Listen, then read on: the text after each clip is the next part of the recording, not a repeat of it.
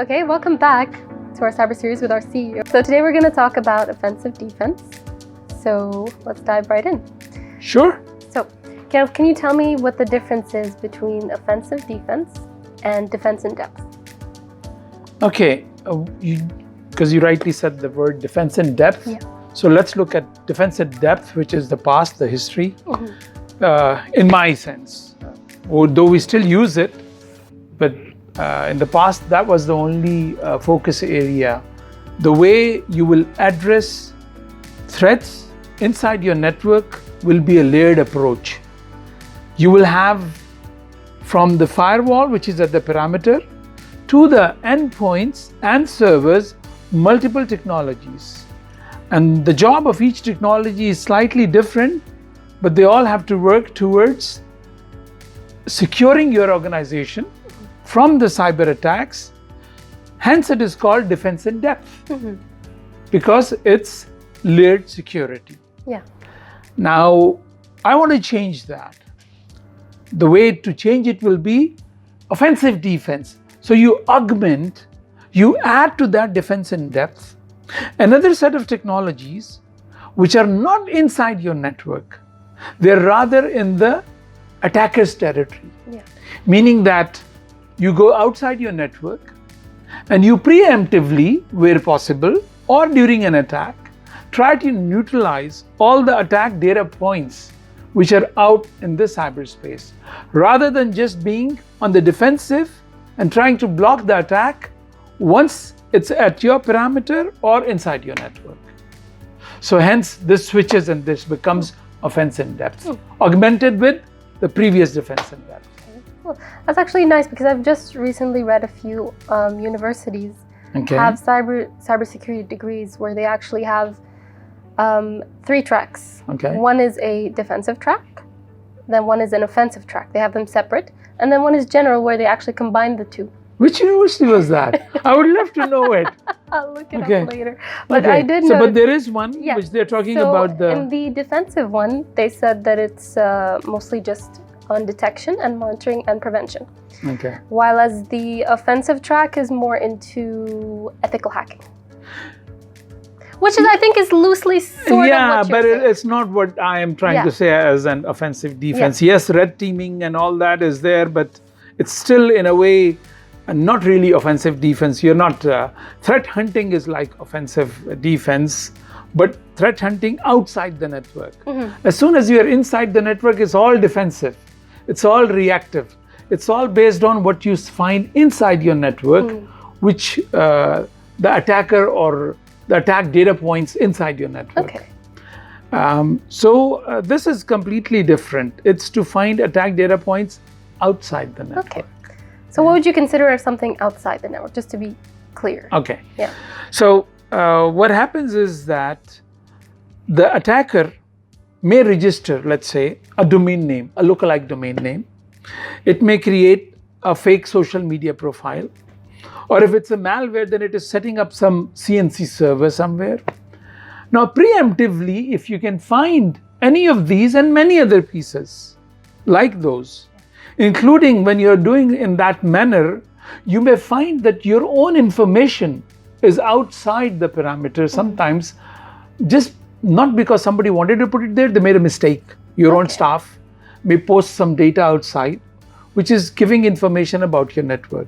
Now, all of these points need to be proactively identified and neutralized. At times when you do that, you don't even know what may happen from it. So let's say if I find a domain name looking like my organization's domain being registered right now, I may not know who is registering it and what it will be used for in the future. But I'll try to take mitigation actions now, immediately, before even knowing everything else. Okay, so you're like basically stopping the attacker while he's prepping for an attack. While he's prepping, in the reconnaissance phase. Okay. So can you take us through maybe stages of an attack?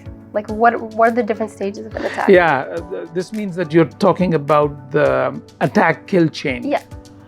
The kill chain, this is Lockheed Martin's terminology, where they build the kill chain saying that there are 7 steps in an attack, 3 phases. pre-compromise, compromise, and post-compromise. Now, in those 7 steps, the first step is reconnaissance. So if somebody wants to do some sort of an attack or a fraud to a particular organization, they will do reconnaissance on that organization. Now, at that stage, you are giving away your information. If you are putting information loosely out there, or if you show by your cybersecurity posture that you do not have adequate controls. Like if I have registered my domain name with a Gmail address, and which is my corporate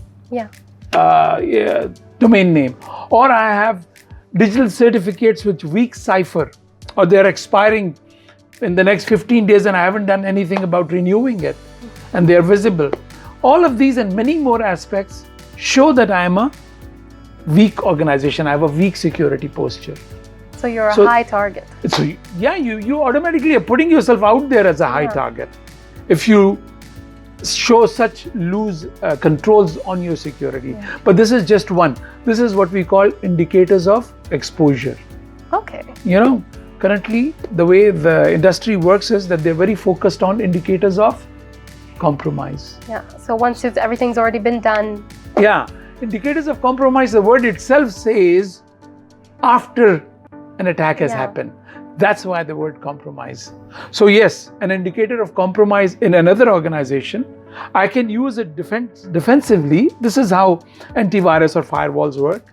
That all those indicators of compromise are automatically updated in my technology products, which are in my defense in depth. So if the same are being used in my organization, they will be blocked. But that's IOCs. Yeah. There are 3 more things. The one which I just mentioned, IOEs. Then there is IOW, indicators of warning. And then there is indicators of attack. Okay, so how would you differentiate between all these? Because I think the first 3 are very slowly, loosely, very but there is a differentiation. There is one. Yeah. Like indicators of exposure is only about your organization or your information being out there. Like I just mentioned, that the domain name, if it is registered by a Gmail address, it gives away that it's easier for me to hijack your domain and so on. Or if I'm posting, if my employee goes into LinkedIn and writes about that I'm working in these set of technologies in this organization, then you're giving away your internal network information, and that's indicators of exposure. If we clean them up, then there is indicators of warning when the attacker is preparing. Maybe he's creating a lookalike impersonated social media profile of the executive or the organization itself, or they're creating some Instagram accounts, or they're putting in a mobile app.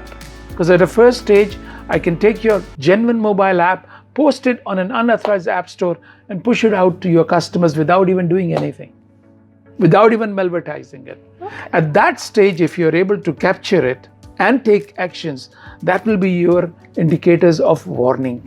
Okay. Then indicators of attack is when an attack is actually happening. When somebody goes live with a fish page and emails are being received by your customers or by your employees. At that point, when the attack is going on, that's indicators of attack. So you need to identify all the 3 indicators of exposure, warning, and attack, and also take actions on it. I feel like for a big organization especially, I feel like this is maybe a very large space. How can an organization cope with that much information? That's the part. That's where we come in to say, that's where a lot of this is done by technology. Doesn't matter. If a large organization even have got 2,000 domains and they've got thousands of hosts, it can all be managed. It's not that, whatever the size is. This is what technology takes care of. And we have this technology. Yep, we have it at CTM 360. Great. Right. Thank you, everyone. We'll see you next time. Thank you, Fios.